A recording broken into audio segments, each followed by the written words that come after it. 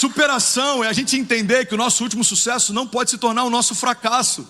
É a gente entender que as coisas que vivemos até aqui não se comparam com as coisas que estão adiante.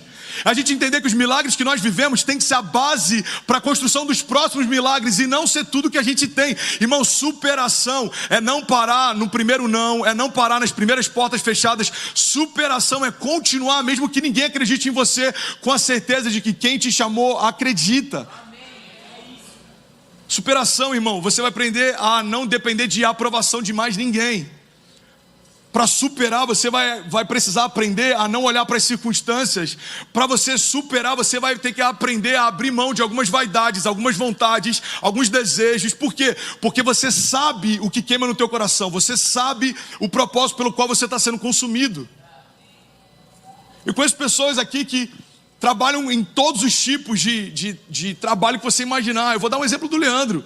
Leandro hoje é pastor em tempo integral, mas quando veio para cá, trabalhava com demolição. E o nosso lifestyle hoje aqui como igreja é muito diferente de quando a gente começou. A gente tinha mutirão quase todos os dias. A gente tinha mutirão para limpar a sujeira do mutirão anterior.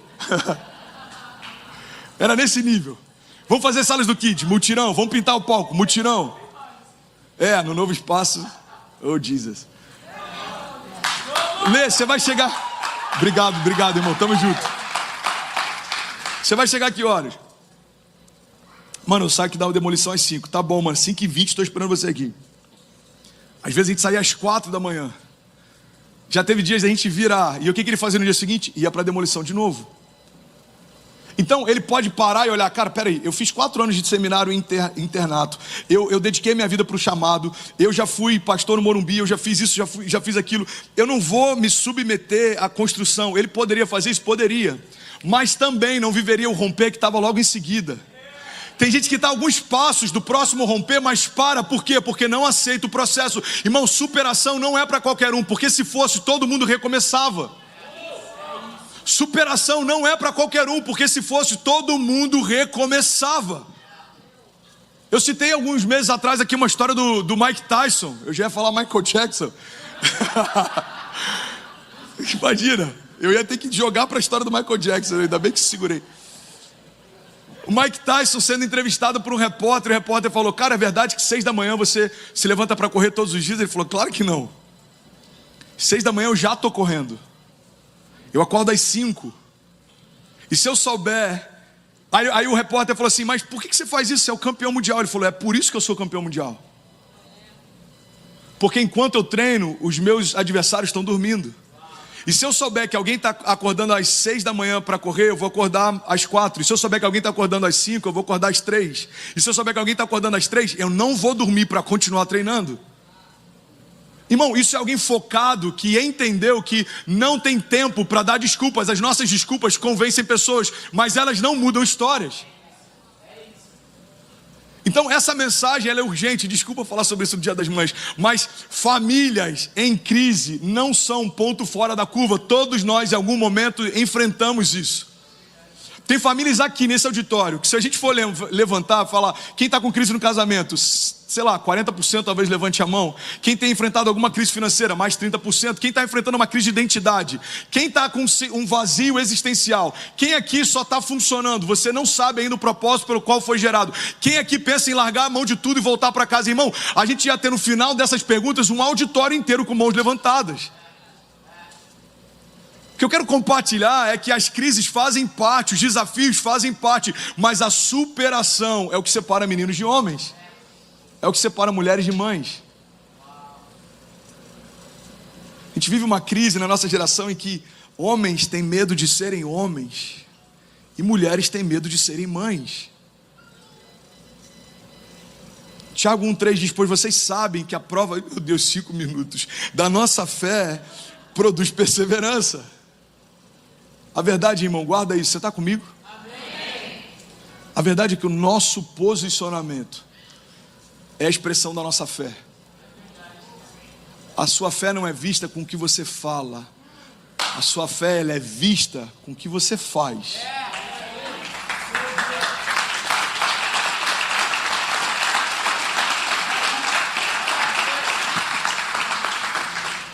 Você percebe que no tempo da crise, segura aí um pouquinho, só para parecer que não está acabando.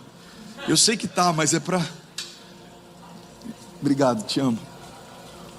Você percebe que a pandemia e todo o tempo de crise, ela faz algo. Olha para cá, não se distrai não, só tem 3 minutos e 40. Você percebe que toda a crise, ela serve para revelar a profundidade das raízes. Então, essa pandemia foi um presente para a nossa jornada de fé. Por quê? Porque revelou algumas áreas que a gente achou que eram fortes e a gente agora percebe que não são. Você percebe que essa pandemia revelou falta de intimidade dentro das casas? Tem casais que funcionavam, a gente estava falando sobre isso no piquenique, né?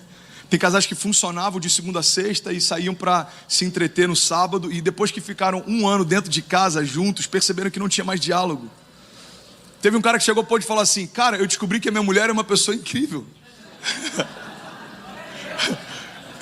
Como assim você descobriu que a sua mulher é uma pessoa incrível? Eu nunca tinha parado para escutar ela.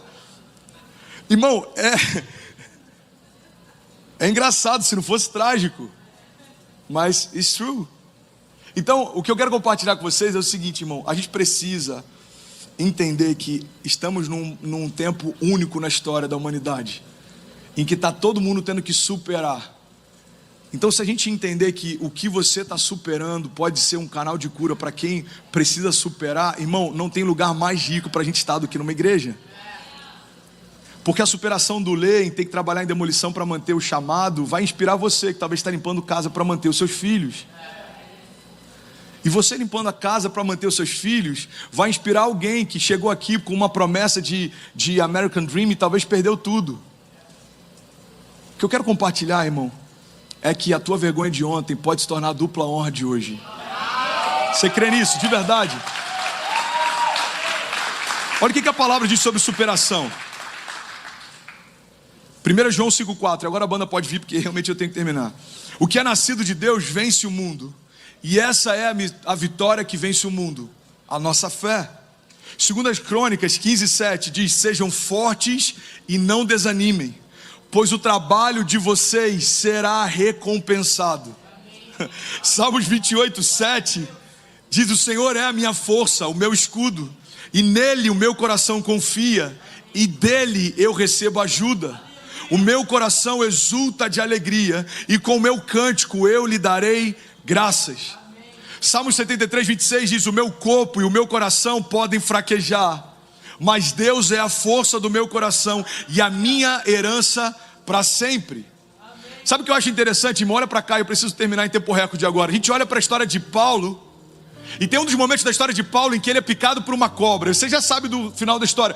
Paulo quase morreu, mas termina como instrumento de cura. A gente olha para a história de Davi. Davi enfrentou gigantes, leões, ursas, quase morreu, mas se tornou rei sobre Israel. A gente olha para a história de José, vendido pelos irmãos, foi para uma cova, foi para a prisão, quase morreu, mas se tornou governador do Egito. A gente olha para a história de Jesus, irmão, fez milagres, andou sobre as águas e morreu, mas ao terceiro dia ressuscitou. Você percebe que todos os heróis da fé antes de Jesus quase foram, mas Deus manteve. Depois de Jesus, alguns até foram, mas Deus trouxe de volta. Irmão, a gente está aprendendo uma dinâmica a partir de Jesus, é que não tem a ver apenas com Deus permitir que a gente passe. Olha para mim, irmão, essa fé que acha que o fato de eu estar passando uma crise significa que Deus me abandonou, é uma fé infantil. As coisas não são binárias assim, preto ou branco. Não são assim. Você está bem, Deus te ama. Você está mal, Deus te esqueceu de você. Não são assim. Porque o mesmo Deus que protege também é o Deus que permite. Deus permitiu a cova para José, mas Deus protegeu José na cova. Deus permitiu a fornalha para aqueles jovens, mas Deus protegeu eles na fornalha. Deus permitiu a cruz para Jesus, mas Ele trouxe Jesus dos mortos de volta para a vida. Deus permitiu a picada da serpente em Paulo, mas Deus protegeu Paulo do veneno da serpente.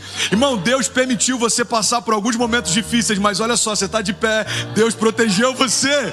Deus permitiu o Covid vir sobre as nações, mas igrejas nunca cresceram como tem crescido. Famílias nunca ressignificaram alguns valores como tem ressignificado. Ei, irmão, o Deus que permite também é o Deus que protege. Então superação Não está ligado a Deus nunca permitir que eu vá para um dia mau. Não, superação está em não esquecer que o Deus que permitiu que o dia mau chegasse também é o Deus que recolhe as minhas lágrimas e faz com que novas coisas aconteçam. O choro pode até durar uma noite, irmão, que a palavra diz, mas certamente a alegria vem pela manhã. Irmão, eu estou aqui como um canal de esperança para lembrar você, desde o primeiro culto dessa igreja até o último dia que eu pregar aqui, que não tem a ver com as circunstâncias, mas como está o teu coração. Não tem a ver com o que se levanta contra você, mas com aquele que batalha por você. Não tem a ver, irmão, com a América, ou com a economia, ou com o dólar, ou com o Biden. Não tem a ver com as leis imigratórias, não tem a ver com as conjunturas, não tem a ver com nada que é exterior, porque tudo aquilo que é exterior... Ele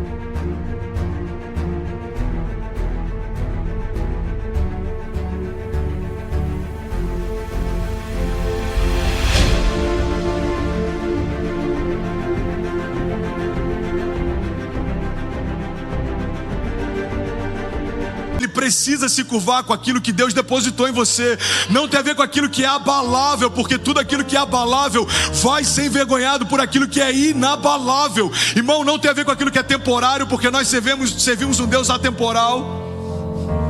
Não tem a ver com aquilo que os nossos olhos veem, mas com aquilo que os nossos olhos...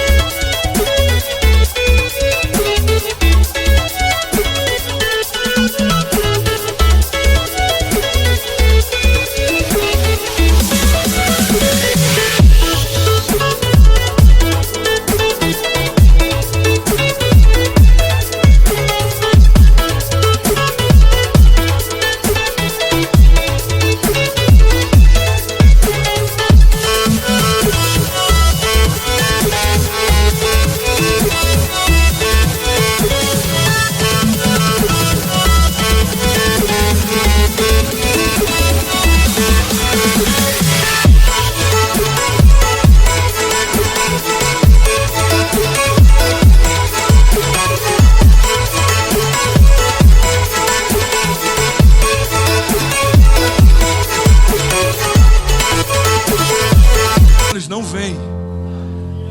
A palavra fala a respeito disso. Colocarmos os nossos olhos naquilo que não se vê, porque aquilo que se vê é temporário, mas aquilo que não se vê é eterno.